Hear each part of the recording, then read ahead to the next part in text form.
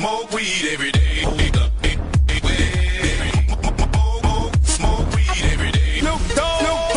Da da da da da. You know I'm mobbing with the D.R.E. Yeah. You know the West Coast is back for. Alors, donc, petite présentation sur la moto. Alors, j'ai oublié de vous présenter aussi mes bottes, ce sont des Alpinestar. Voilà, alors je ne sais pas du tout le modèle par contre pour le coup, mais voilà, j'ai aussi des bottes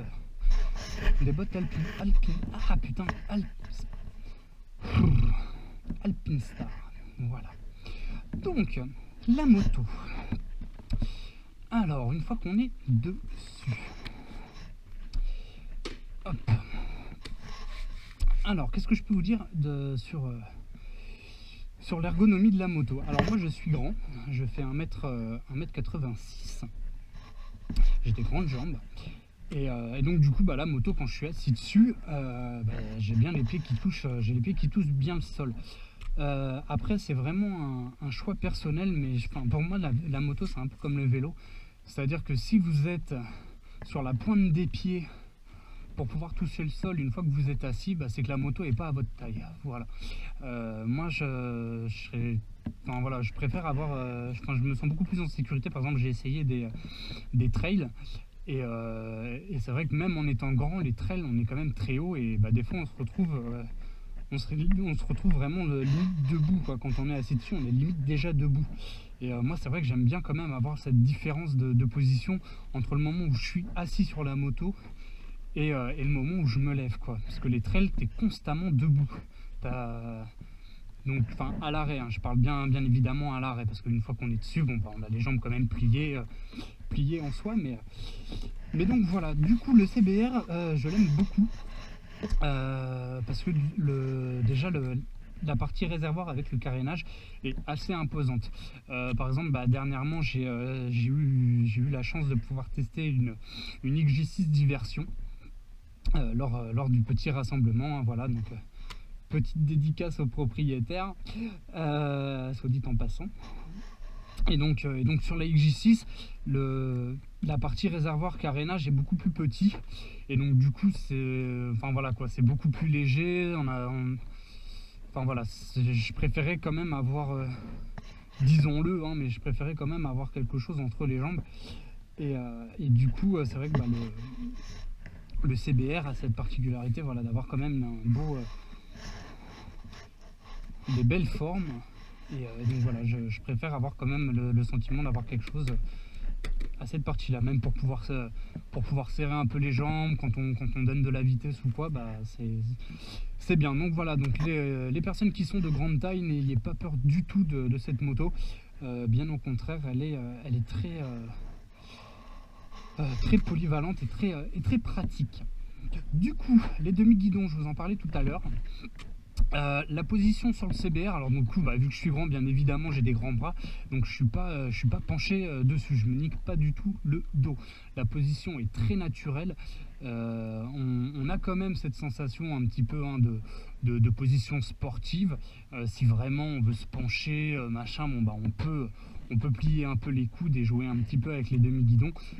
L'immersion pour commencer à rentrer dans le monde de la sportive, voilà, je trouve ça très bien pour débuter. Ça sert à rien de partir sur des modèles trop sportifs, justement, parce que sinon après c'est un petit peu comme tout, si vous commencez avec une moto vraiment sportive avec vraiment des bracelets très marqués, après si vous repassez sur une moto type roster, ça va vraiment vous faire bizarre quoi. Tu reviens très droit, t'es droit comme un i sur la selle, donc voilà, donc faites attention à ça pour les premières motos. En tout cas moi personnellement c'est mon avis, mais voilà, je voulais quand même une moto qui soit pas trop typée sportive pour éviter justement ce désagrément. Voilà, du coup les rétroviseurs quand on est dessus, écoutez, c'est peut-être un des plus gros points négatifs que j'aurais à à dire sur cette moto. Les rétroviseurs sont juste horribles, horribles, horribles, horribles. C'est chiant à régler. Ils sont, alors je vais pas dire qu'ils sont mal positionnés parce que bon bah voilà, comme toutes les sportives, enfin les rétros sont au niveau du carénage avant et non pas sur les guidons. Bon bah voilà, hein, c'est un choix après, hein, c'est vraiment chacun aime ou pas. C'est vrai que les avoir au niveau du guidon, bah, quand on tourne, le rétroviseur suit, donc c'est vrai que quand on fait de l'interfile, bah, c'est quand même beaucoup plus pratique de pouvoir se faufiler quand on peut jouer avec le rétroviseur. Mais donc voilà, donc sur le CBR ils sont à l'avant. Bon bah voilà, c'est vrai que des fois quand vous voulez le régler, bah, ça fait un peu loin par moment. Donc voilà, vous êtes obligé un peu de vous pencher, de tendre un peu le bras. Donc c'est une position qui est pas super agréable, surtout quand vous roulez et que vous voulez le changer. Voilà quoi, faites bien vos réglages avant parce que c'est pas du tout pratique de régler les rétros en roulant, en tout cas sur le CBR. Et ensuite, donc c'est comme je vous disais tout à l'heure, l'angle de vue des rétros, déjà il est super chiant à trouver. Par rapport à si vous les réglez et que vous n'êtes pas bien à plat, vous faites 10 mètres et vous arrivez au feu rouge et là vous vous faites mais putain, ils sont encore mal réglés quoi. Donc voilà, prenez vraiment bien votre temps. Et c'est vrai que c'est super chiant des fois quand je me garde en Paris. Tu te gares vraiment nickel, il n'y a personne autour de toi, tu vas faire un truc, je sais pas, par exemple tu vas à la Fnac ou autre et puis tu reviens, tu as ton rétroviseur qui est comme ça et tu as quelqu'un qui te l'a replié et puis le truc est comme ça, tu vois, enfin bon, du coup c'est juste super la mort quand tu trouves le bon angle et que tu as quelqu'un qui te bouge ton rétro. T'es juste grave vénère parce que derrière bah faut tout recommencer quoi. Du coup, vu que moi j'ai des grandes mains, bah, c'est vrai que j'aime bien prendre de l'espace quand je suis sur la moto, j'aime bien voilà, hein, pouvoir tendre les bras, enfin mettre mes bras. Moi je conduis plus les bras, les mains sur le bord des poignets comme ça que sur l'intérieur. Du coup, en fait ça dépend, je suis plutôt sur le milieu, mais c'est vrai que je suis plutôt sur l'extérieur la plupart du temps. Du coup c'est vrai que je me retrouve, bah, comme je sais pas si vous voyez bien, mais en gros là dans le rétro, bah, je vois mon bras. Du coup bah, quand je roule, bah, la plupart du temps la bagnole qui est derrière, bah, je la vois pas forcément, donc je suis obligé tout le temps de faire un peu je suis obligé de faire le pigeon pour bouger mes bras, pour voir ce qui se passe derrière. Donc voilà, les rétroviseurs sont vraiment pas top sur le CBR, donc je pense que je vais les changer assez rapidement. Voilà. Du coup, je reviens également sur la bulle. Donc cette bulle est bien, elle est jolie, elle est grande, elle est type sport, c'est super, youhou. Par contre, quand il pleut, mes chers amis, quand il pleut, je ne sais pas si vous voyez les deux petits trous ici, là, les deux petites prises d'air, et bah ces petites prises d'air là, quand il pleut et que vous êtes à plus de, on va dire à peu près à 100, même pas à 70-80 km/h à peu près, vous mangez en fait bah, des projections de flotte dans la gueule. Ici là, la flotte rentre par là avec le vent et vous mangez des projections de flotte dans la gueule à cause de ces deux petits trous là. Donc bah, ça je le savais pas hein, quand je l'ai prise. Donc voilà, si vous habitez dans une région où un petit peu comme Paris dans le nord ou autre où il pleut on va dire assez régulièrement, bah, cette bulle là est peut-être pas forcément adaptée pour vous. Voilà, c'est peut-être un des petits défauts aussi que je peux apporter. Bon, ça c'est mon erreur, hein. Je me suis pas vraiment renseigné sur la bulle, mais voilà, donc j'ai pas mal de projections de flotte dans la gueule. Donc bon, après je roule visière fermée hein, quand il pleut, mais c'est vrai que des fois c'est désagréable. Par exemple, moi quand je fais de l'interfile sur le périphérique et qu'il pleut, dès que je passe dans un tunnel, la visière je la relève parce que je vois beaucoup mieux. Allez pas me demander pourquoi, mais bah, déjà si, c'est parce que tu as plein de flotte sur ta visière, donc du coup quand tu arrives dans un tunnel et qu'il pleut, bah, tu as toutes les lumières des feux qui t'éblouissent complètement. Hein, vous voyez de quoi je parle. Donc du coup j'aime bien relever ma visière, et même de toute façon dans tous les cas quand je suis à moins de 50 km/h, j'aime bien rouler la visière ouverte parce que du coup on est je sais pas, ça donne une perspective où j'ai l'impression d'être beaucoup plus hagard et de pouvoir un petit peu mieux voir ce qui se passe. Voilà. Donc voici un petit peu pour ce qui est de l'ergonomie quand on est au poste de conduite. Voilà, les commandes bah, sont à bonne hauteur, elles sont pas trop élevées, elles sont pas trop basses, elles sont pas trop en arrière. Donc voilà, moi je suis vraiment très bien sur cette moto. et je suis très content. Voilà. Et la personne derrière aussi, toutes les personnes que j'ai pu prendre derrière moi m'ont toutes dit qu'on était globalement bien assis, on n'est pas trop sur l'avant. Bon, c'est pas un roster non plus, hein, on n'est pas du tout à la même hauteur que le passager entre guillemets, hein, la personne est un petit peu plus haute, mais voilà, j'ai déjà pris des personnes de plusieurs de gabarits différents et de tailles différentes, et tous, la plupart m'ont dit qu'on était quand même bien assis derrière. Après, le seul petit point négatif également que je pourrais dire à cette moto, ce sont les poignées du passager arrière, voilà, qui sont juste pas du tout pratiques, quoi. Il n'y a pas vraiment de prise, hein, c'est-à-dire que on peut pas vraiment bien s'accrocher, donc heureusement que j'ai la sacoche du réservoir qui permet, une fois qu'elle est mise, d'avoir une petite poignée ici, donc la personne s'accroche ici, met une main là, ou alors s'accroche ici et met un bras autour de moi. Mais c'est vrai que les poignées arrière du CBR, elles sont pas ouf. Alors je me suis bien évidemment renseigné pour savoir si c'était possible, vous savez, d'en mettre les poignées là qui sont c'est juste deux petites barres comme ça, un petit peu agressives, un peu stylées. C'est surtout Kawa, on voit souvent ça sur les Kawasaki. C'est deux petites tiges comme ça, un peu agressives. Donc ça, c'est vraiment parfait. Sauf que sur le CBR, c'est pas possible parce que le feu arrière et toute la partie là, en fait, c'est une seule et unique pièce. Donc du coup, c'est juste impossible à changer. Voilà. Ensuite, dernier petit élément qui me tracasse un petit peu, bien évidemment, vous l'avez compris, c'est la béquille. Cette fameuse béquille qui m'a joué un joli tour la dernière fois. La béquille est un peu courte. Ouais, la béquille est un peu courte. L'angle est pas super large, ce qui fait que la moto, si le sol est un peu trop en pente du mauvais côté, vous vous retrouvez avec la moto qui est complètement droite, à la limite de se casser la gueule. Et donc voilà, donc à chaque fois c'est toujours un peu, la moto est quand même bien penchée aussi quand on se gare. La moto est, voilà, la béquille, je la trouve pas super, je la trouve pas top, quoi. Je la trouve vraiment un petit peu courte. Par contre, un point positif, bon, ça vous me direz, c'est un petit peu la plupart des motos maintenant, c'est plus sur les scooters où on voit ça, mais donc la béquille ne se remet pas toute seule quand vous mettez quand vous remettez la moto droite, quoi. C'est bien à vous de la mettre et de l'enlever. Voilà. Écoutez, voilà un peu ce que je peux vous dire par rapport à l'ergonomie de la moto quand on est dessus. Du coup, je vais passer à la présentation du cadran. Voilà. Hop. Donc, voilà, un clé de contact on/off, le lock ici, pour pouvoir verrouiller le guidon. Ensuite, au niveau des commandes, donc on retrouve ici donc les feux de détresse. Donc ça c'est cool, hein. Toutes les motos n'ont pas de warning. Je trouve ça juste aberrant, mais bon, c'est comme ça. Mais je trouve qu'ils devraient obliger tous les constructeurs à foutre des warnings. Maintenant, la plupart du temps, c'est quasiment obligatoire, mais je trouve qu'une moto, pour être homologuée route, la moindre des choses, c'est au moins d'avoir des warnings, quoi.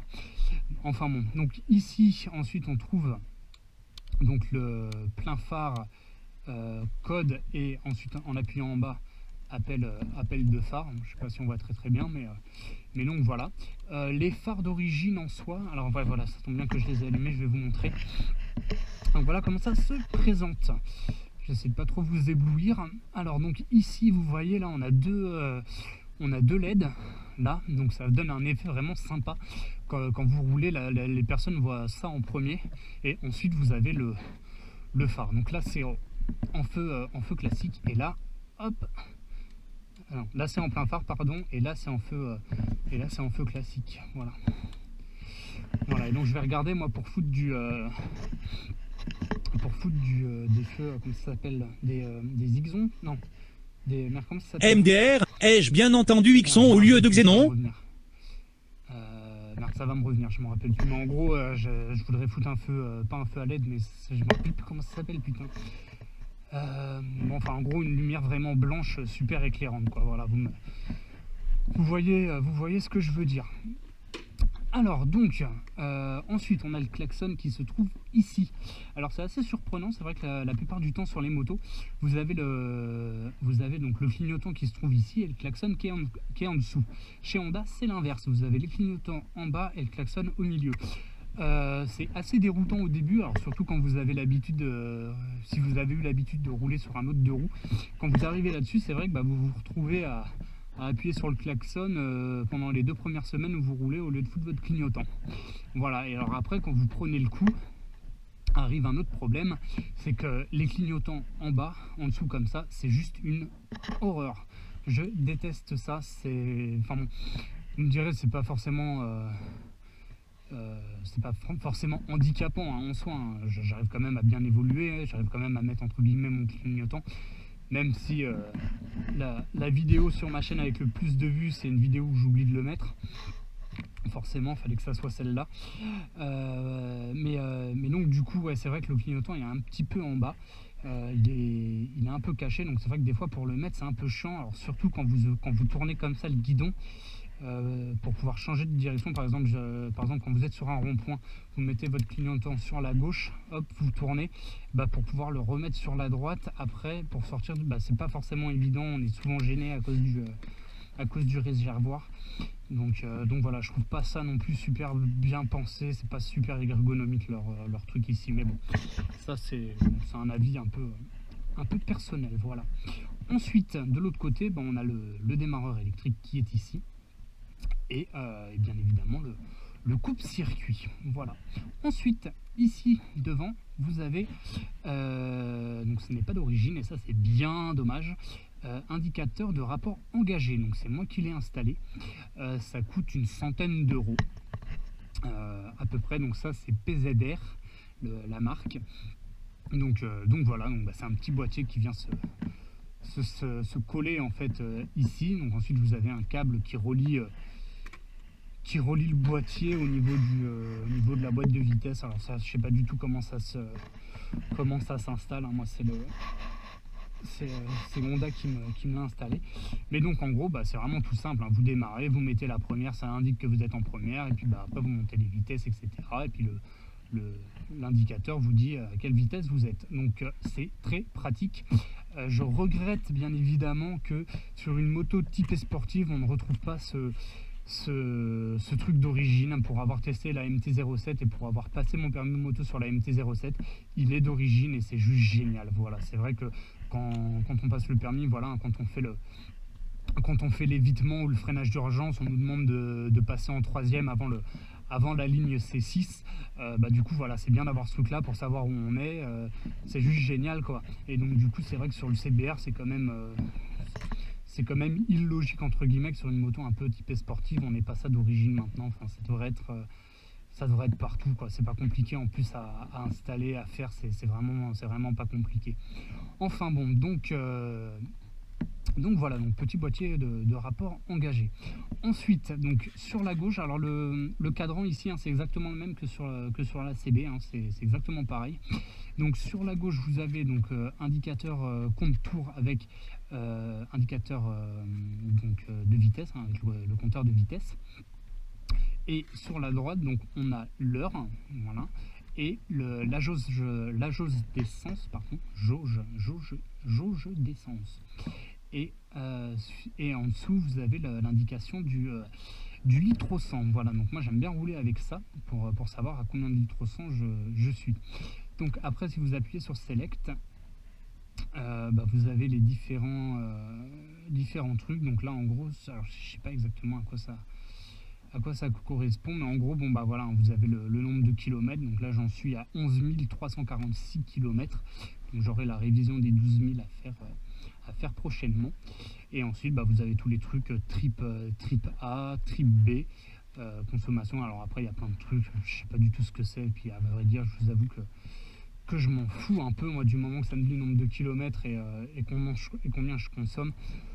Le reste je vous avoue ne pas vraiment l'utiliser. Voilà.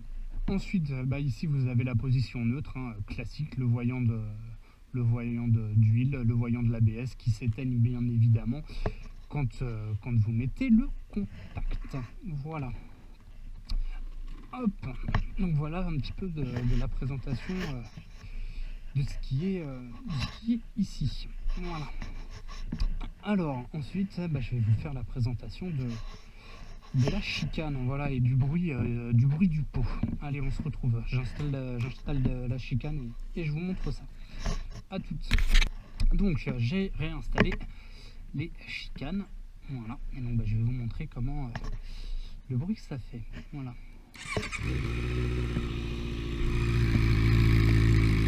Donc même avec les chicanes, le bruit fait vraiment un très joli pot entre guillemets quoi.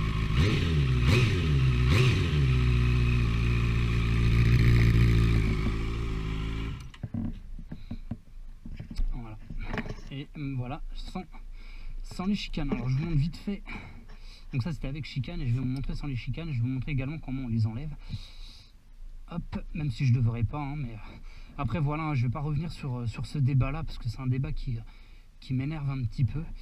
De dire oui, s'il y a des chicanes c'est que ça sert à quelque chose. Bien évidemment que s'il y a des chicanes ça sert à quelque chose, mais à titre personnel, ne pas avoir mes chicanes, ça m'a déjà permis d'une de me sauver la vie à plusieurs reprises, en mettant un coup de gaz ou un coup de rupteur, ou même en arrivant tout simplement. Moi je conduis souvent la nuit dans un quartier où vous avez beaucoup de boîtes de nuit, et la plupart du temps, à l'heure où je finis, il y a tous les gens qui sortent de boîtes de nuit complètement bourrés et qui traversent n'importe comment les rues de nuit. Et le fait de ne pas avoir les chicanes, ça leur a permis aussi de se sauver la vie en m'entendant arriver. Voilà, donc après c'est vraiment un choix personnel. Je sais ce que j'encours, je suis conscient que si je me fais niquer par la police, c'est 90 € d'amende, plus 90 parce que ça fait du bruit, plus 90 parce que le pot n'est pas homologué entre guillemets. Donc voilà, je le sais, on le sait tous. Donc après c'est vraiment à tout à chacun de vouloir les mettre ou non. Et ensuite également il y a pas mal de gens qui disent oui, mais dans ce cas là tu as juste par exemple à couper ta chicane et à la laisser, donc comme ça tu as l'impression qu'elle y est, mais par contre bien évidemment le bruit sera toujours le même. J'ai envie de dire messieurs ou mesdames, la police n'est pas dupe, hein. En tout cas surtout les contrôleurs, quand vous faites contrôler par la police sonore, les mecs arrivent avec leur petit boîtier. S'ils pensent que vous faites trop de bruit, même s'ils voient les chicanes, voilà, ils contrôlent le bruit. Si ça fait trop de bruit, ils vous alignent dans tous les cas. Donc voilà, cette petite astuce de couper la chicane pour faire comme si elle était dedans, j'ai envie de dire autant ne pas la mettre, hein. C'est pareil, mais bon, comme dit l'autre, sur un malentendu ça peut passer, c'est vrai. Donc voilà, donc je vous montre le bruit que ça fait sans les chicanes. Désolé pour le voisinage.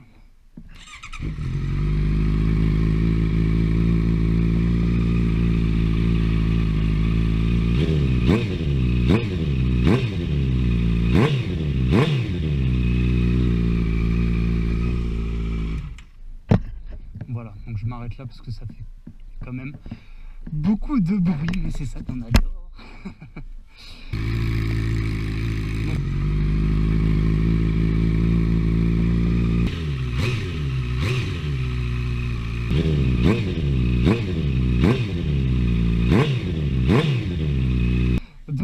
Donc voilà pour cette petite présentation du CBR. Je pense avoir fait le tour, en tout cas j'espère avoir fait le tour.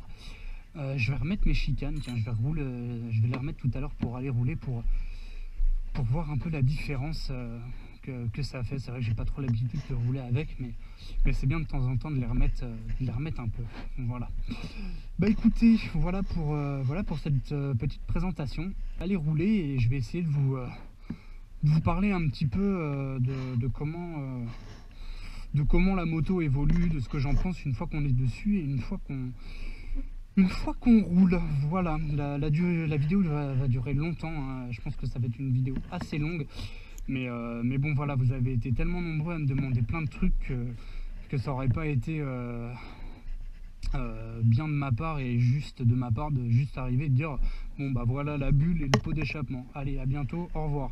Non, j'étais obligé quand même de faire une présentation assez complète parce que voilà, vous avez été vraiment très très nombreux à me demander de présenter présenter la moto, voilà, tout simplement. Voilà, j'espère vraiment avoir fait tout le tour, mais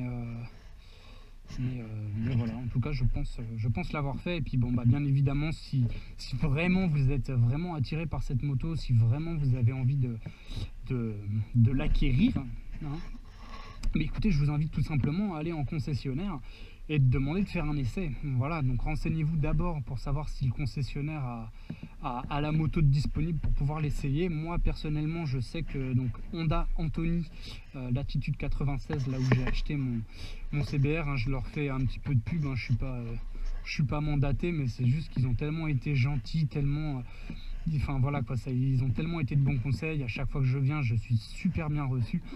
Donc voilà, si vous habitez sud 92, 91, ou même si vous habitez dans le 95 et que vous avez envie de trouver vraiment un très bon concessionnaire Honda, bah écoutez, je vous recommande les yeux fermés, Latitude 96 Honda à Antony. Voilà.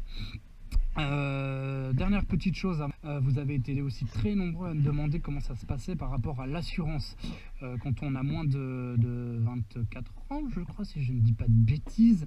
Donc une fois que vous êtes, donc pas en A2, hein, une fois que vous êtes sur le permis moto classique, comment ça a été la recherche d'assurance pour moi? Ça a été assez compliqué. J'en ai fait beaucoup, j'ai fait beaucoup de devis, j'ai appelé énormément d'assurances différentes. J'ai été rejeté par la quasi-totalité d'entre elles, tout simplement parce que jeune permis, je n'avais pas de voiture avant, donc du coup je n'ai pas pu cumuler de points d'assurance. Donc mon bonus d'assurance était à 1, 1 étant l'équivalent de 0. Donc voilà, donc du coup jeune permis moto type sportive, hein, parce que à part chez Honda, donc je vais y revenir, mais sinon toutes les assurances considèrent que c'est une sportive. Pareil, hein, Z750, Z800, enfin tout, GSR, enfin voilà, tous ces trucs là, hein, c'est considéré comme des sportives, hein, c'est roster sportive et l'assurance c'est sportive, hein, c'est pas roster, donc juste parce que vous avez un Z devant, hein, donc voilà, donc renseignez-vous vraiment bien sur les assurances. Donc moi du coup la seule assurance qui a bien voulu m'assurer, ou en tout cas m'assurer à un prix décent, parce que par exemple la mutuelle des motards, ils me demandaient plus de 4000 euros en tout risque, ils me demandaient 4000 euros par an en tout risque pour pouvoir assurer cette moto. Donc bien évidemment faut pas non plus déconner. Donc du coup je me suis assuré en tout risque chez Honda avec Honda Assurance, et Honda Assurance en tout risque m'assure, donc je paye à peu près 2000 euros par an. Voilà. Un petit peu plus, hein, c'est un petit peu plus de 2000 euros par an, mais c'est le prix, hein. Vous trouverez pas moins cher ailleurs. Et en tout cas je vous le dis, si vous trouvez moins cher ailleurs, peut-être que ça sera via un courtier en assurance, mais en tout cas moi c'est le moins cher que j'ai trouvé, et au moins tout est centralisé chez Honda, et j'ai vraiment pas eu de galère par rapport à ça. Donc voilà, donc je suis bien évidemment mensualisé. Donc, tous les mois j'ai un prélèvement automatique pour pouvoir payer l'assurance. Voilà. Ensuite également, il y en a quelques-uns aussi qui m'ont demandé comment j'avais fait à 25 ans entre guillemets pour pouvoir me payer un CBR. Donc ça m'a fait un petit peu rigoler cette question. Comment j'ai fait pour pouvoir me payer ce CBR? Bien évidemment, déjà je travaille, voilà, je suis plus à l'école, je suis plus en études, donc j'ai un boulot après ça c'est un peu ma vie personnelle, mais disons voilà, j'ai un boulot qui est globalement bien payé, qui peut me permettre de pouvoir m'offrir le plaisir d'avoir une moto, hein. J'aurais très bien pu m'offrir à 8000 euros, j'aurais très bien pu m'acheter une bagnole également, mais bon voilà, après hein, tu t'aimes la moto ou tu ne l'aimes pas, donc voilà, bien évidemment je ne l'ai pas payé cash d'un seul coup, j'ai fait un emprunt, j'ai fait un prêt pour pouvoir l'acheter. Et j'ai fait un emprunt chez Honda. Voilà, c'est Honda Financement. Donc j'ai vraiment tout fait chez Honda, c'est vraiment génial. Là. Enfin ça c'est tarif, tac, ils essayent de te vendre leur truc. Bon bah c'est normal, hein, les mecs ils se prennent des coms, ils se font du bénéf et tout ça, mais au moins voilà, si t'as pas envie de te faire chier à chercher tout ça, enfin en tout cas moi c'est un peu mon cas, je suis un peu flemmard pour tout ce qui est partie administrative et tout ça. C'est vrai que j'y comprends pas grand chose et ça me casse vite les couilles, mais donc voilà, donc Honda Financement, donc j'ai donné un apport de 4000 en direct, et du coup bah après j'ai fait un emprunt de